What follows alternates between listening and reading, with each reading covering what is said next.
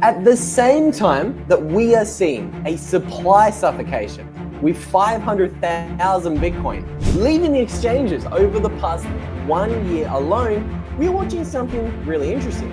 We are seeing not only the world's most successful hedge fund trader, Paul Tudor Jones, quietly double his Bitcoin position over the past quarter, but we're also seeing more billionaires, more pension funds, and more whales aggressively accumulate Bitcoin at rates that we have never seen. But we're not only seeing a little bit of a supply suffocation brew in the Bitcoin space, Donald Trump and the world's richest man, Elon Musk, have just kind of jointly created a little bit of a supply suffocation in the gold space.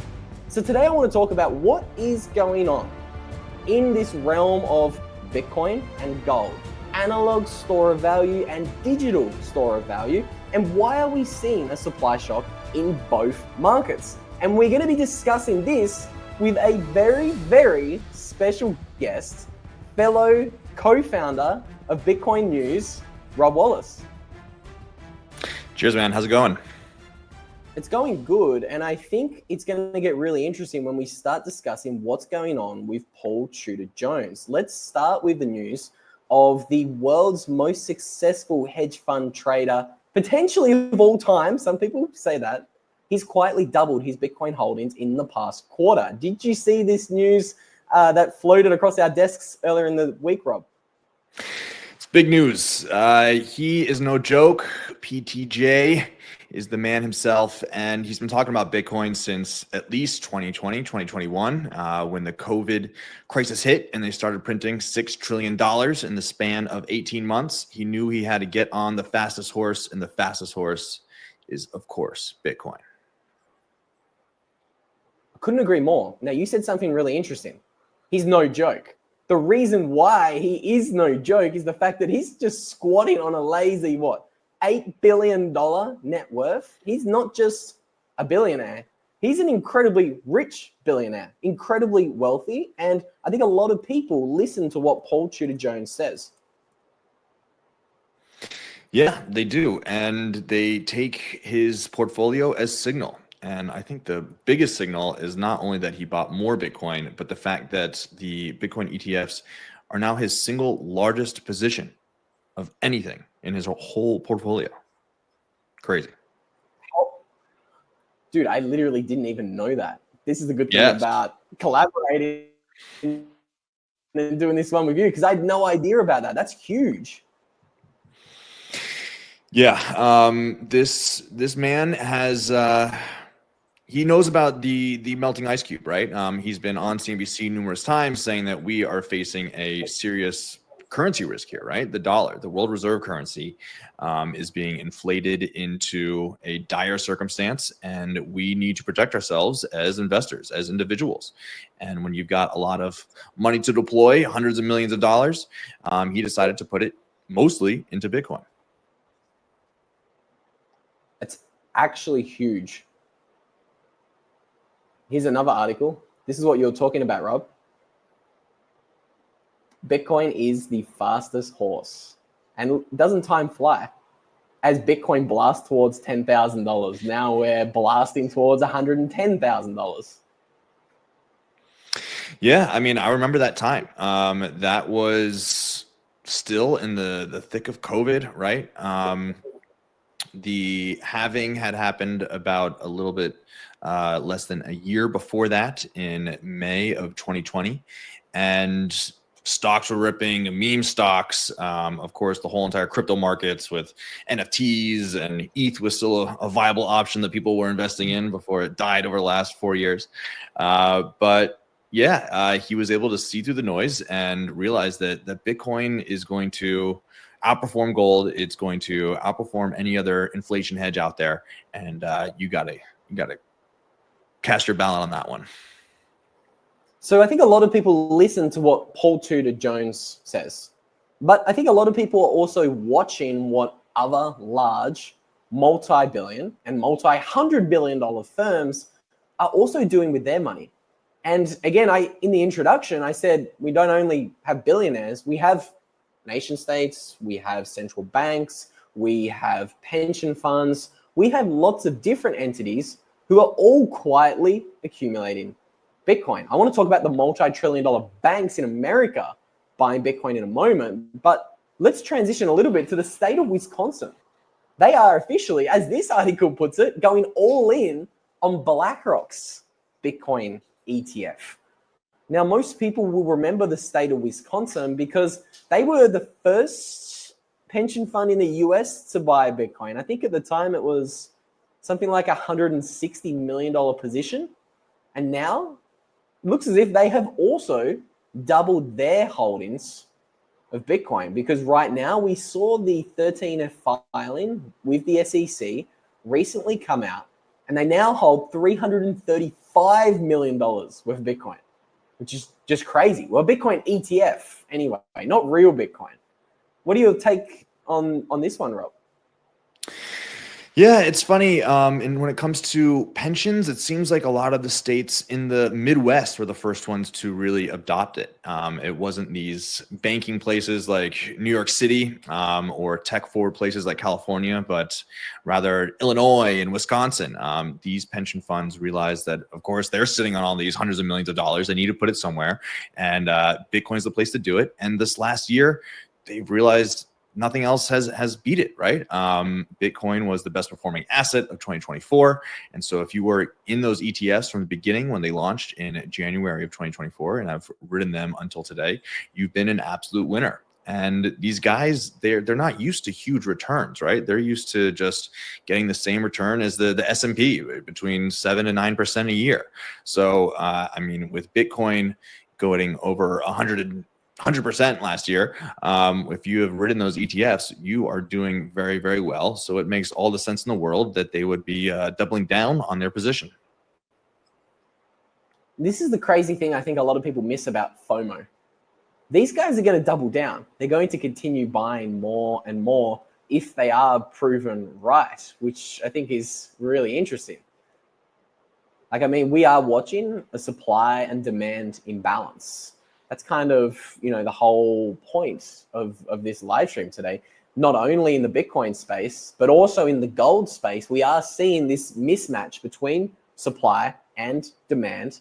Before we do talk about gold, maybe we should talk a little bit more about what is going on in the Bitcoin space, because I think we're seeing some really interesting things. We're seeing demand from the whales in the Bitcoin space absolutely explode. And this is happening at the same time that we're seeing this drainage of exchanges. Have a look at these massive pink bars. This is showing the demand and Bitcoin inflow into addresses that are classified as accumulation addresses. So these are not only whale addresses, but these are whale addresses who only accumulate Bitcoin. And we can see, despite Bitcoin consolidating at $100,000 and boring a lot of people, we are watching these whales continue to accumulate Bitcoin. What are your thoughts on a little bit of whale watching, Rob? Yeah, CryptoQuant released an interesting chart this last week showing the difference between old whales and new whales. Old whales have kept their stacks pretty constant, with the new whales just jumping hand over fist trying to get as much Bitcoin as possible. We just put up a chart today by Bitwise showing that in the end of March of 2024, so 11 months ago, there was only 61 institutions that were holding Bitcoin ETFs. Now there are 3,323 institutions that are holding Bitcoin ETFs. That is a 54.5x increase in the amount of institutions holding Bitcoin ETFs.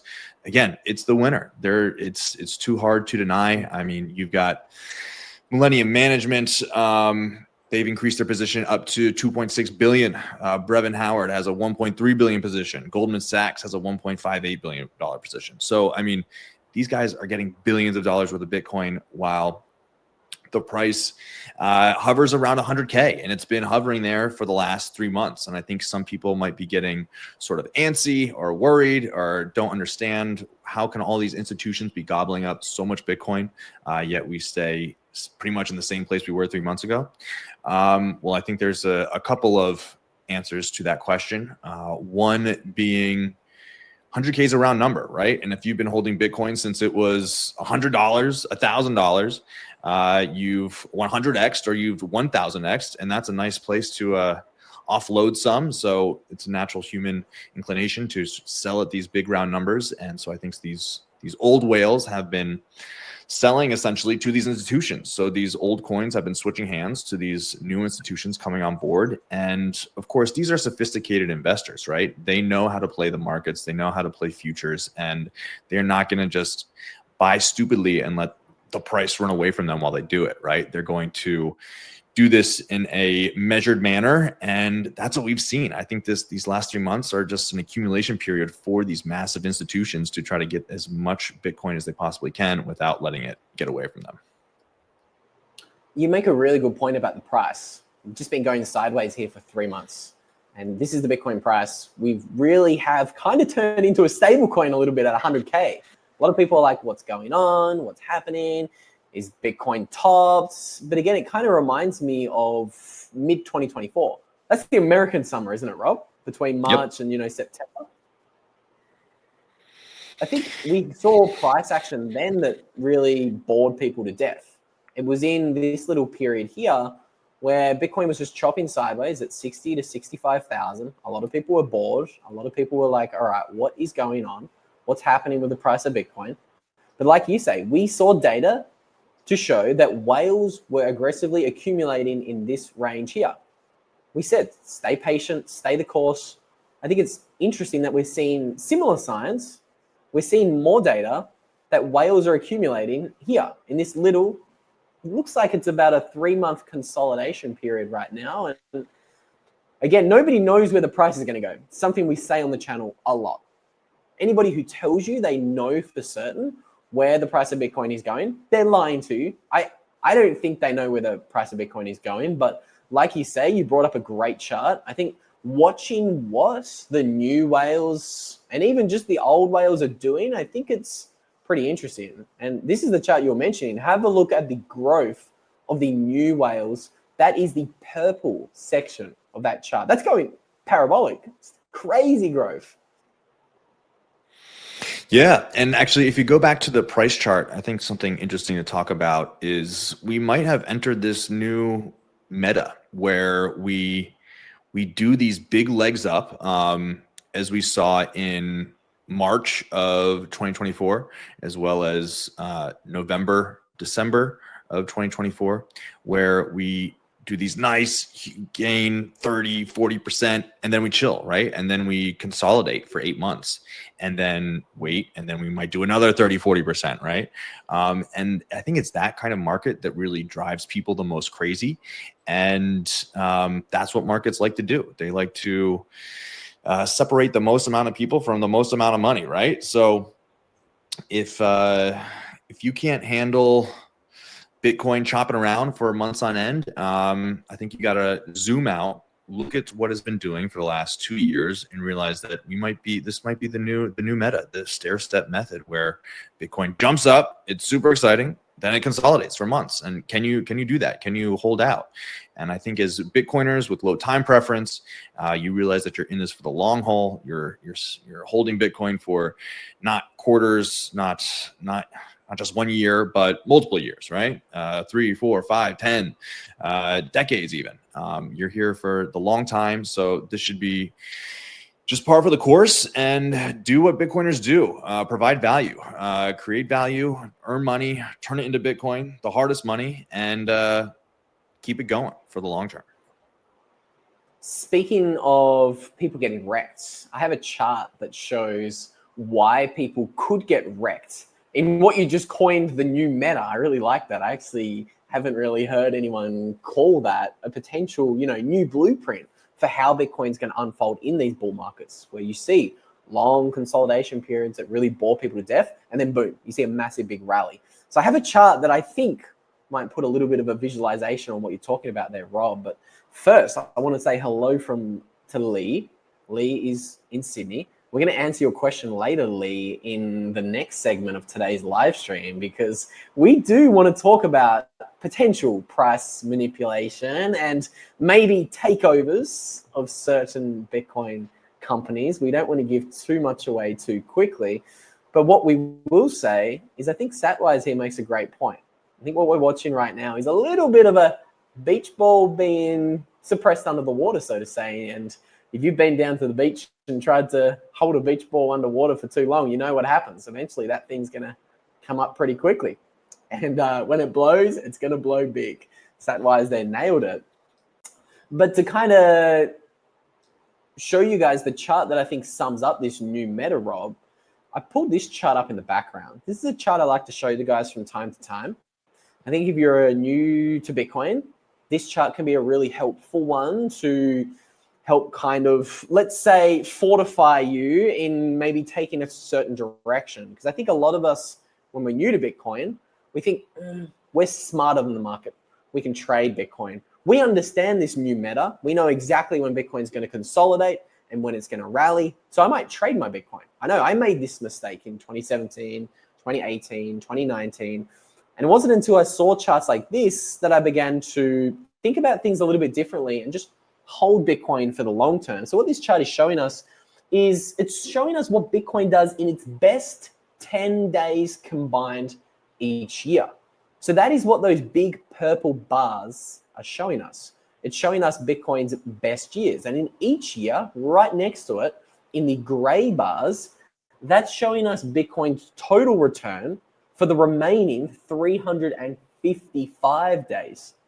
And in every single year, you guys can see the purple bars are bigger than the gray bars. So that is showing you Bitcoin surprises people. And typically when it rallies very quickly, very aggressively, and Bitcoin's best returns happen in a 10-day period. Have a look at 2013, for example. Bitcoin increased by 700% in its best 10 days.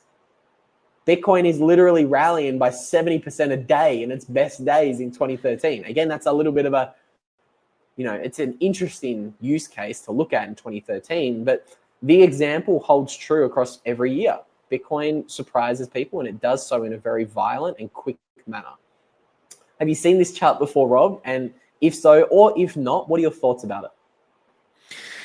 Yeah, I think it shows you that Bitcoin is a beast, right? And you don't want to mess with it. You want to let it work for you. And the only way to really let it work for you is to just put your dollars, your hard-earned money into Bitcoin and let it sit there and let it grow over time.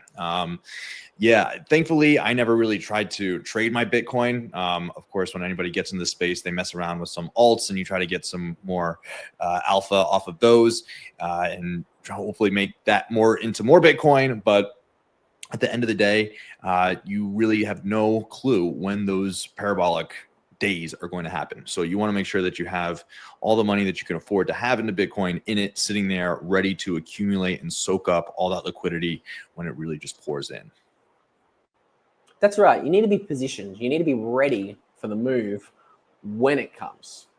Andy here says, look out, gents, when demand starts to outweigh supply, things are going to get ugly.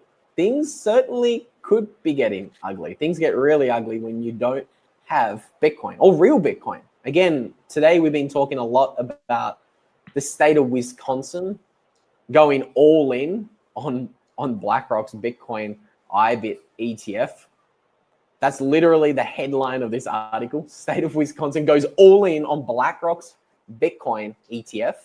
Now, again, I want to remind people, BlackRock's Bitcoin ETF is not real Bitcoin.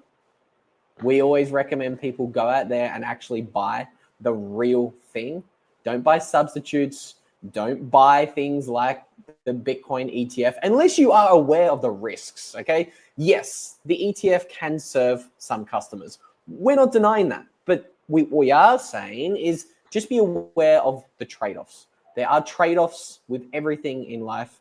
There are no certainties. There are no probabilities. We don't know if BlackRock is ever going to rug pull you. We're not saying that. But what we are saying is just be aware of the trade-offs when you don't own real Bitcoin. Okay? We think buying real Bitcoin is a lot easier than most people think. This is why we always recommend people investigate great Bitcoin companies like Azteco, who make buying Bitcoin accessible to absolutely everyone around the world. So if you guys didn't know, you can buy these groovy little Bitcoin vouchers, these Azteco vouchers, for as little as $10. You can buy $10 worth of Bitcoin, and you can do so in 190 countries all around the world. So for anyone who might not know what these Azteco vouchers are, well, they're very similar to like a prepaid gift card, except for Bitcoin. And the really cool thing about these Azteco vouchers is you don't actually need an account. Again, who has tried to buy Bitcoin ETFs? Who has tried to buy stocks on brokerage platforms?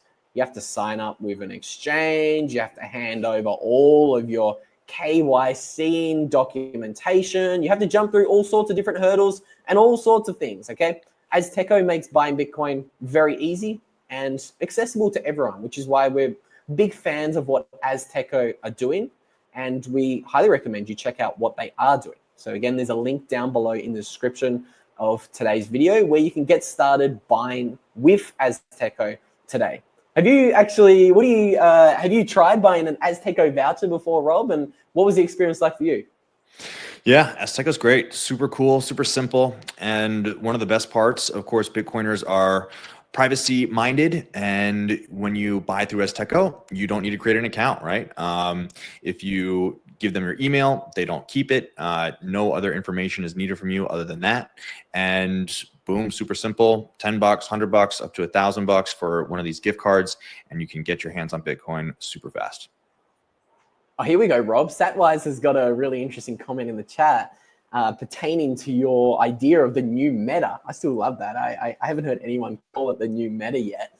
But he says, I really don't think we're going to be seeing any more bear markets like we had in the past. So different. I'm assuming he's saying we could be seeing different ones. Models based on similarities between prior epochs will become irrelevant. I could not agree more, Satwise. I think we could be seeing some really interesting things materialize in the Bitcoin space. And it's been my gripe for a lot of time that I think people using the past 15 years of data and projecting that forward into the next 15 years, I personally think it's a little bit dangerous. I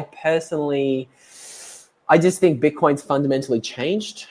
I think for the first time in Bitcoin's life, we've seen the big boys really enter the Bitcoin space in a big way. We didn't have any billionaires. We didn't have any pension funds. We didn't see any sovereign wealth funds accumulating Bitcoin before 2020. We didn't see El Salvador's. We didn't see nation states mining Bitcoin, buying Bitcoin. We didn't have any of this pre-2020. And we also didn't see something else that I'm about to show you guys, and that is the supply suffocation that's been going on for 4 years now. We've just been watching coins leave exchanges for 4 years. And it doesn't really look like there's an end to that supply suffocation.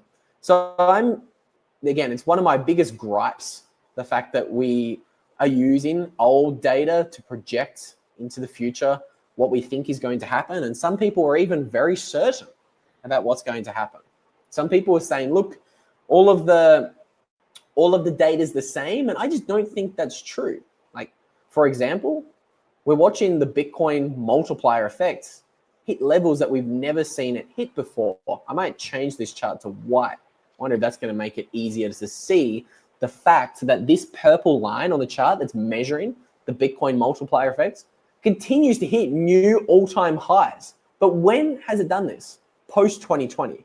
So again, the argument I'm making is post-2020, we're seeing things we've never seen before. We're watching supply suffocation. This is being created by coins leaving the exchanges.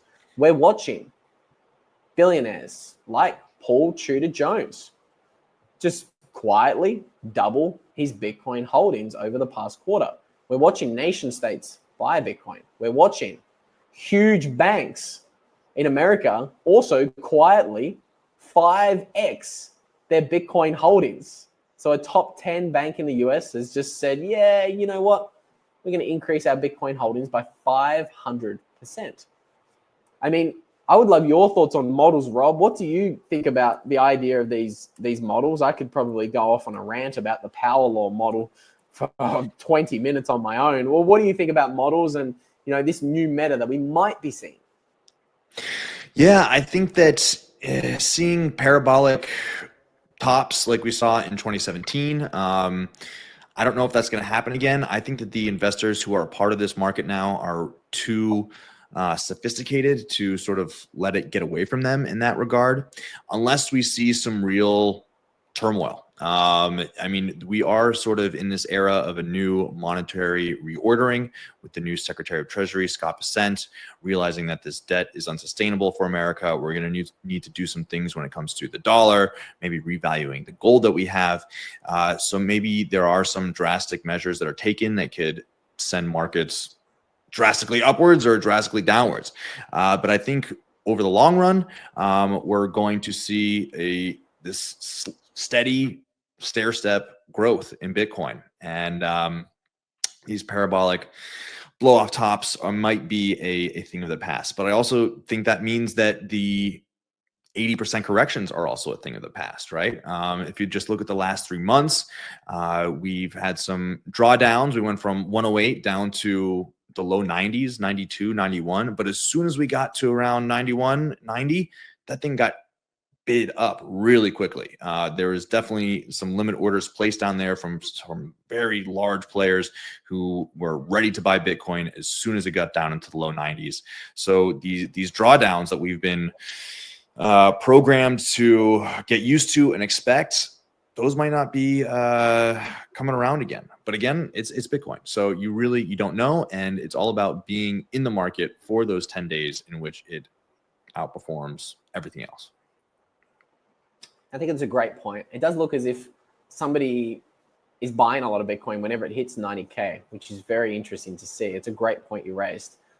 We are watching something really interesting. And another really interesting point you raised was about gold.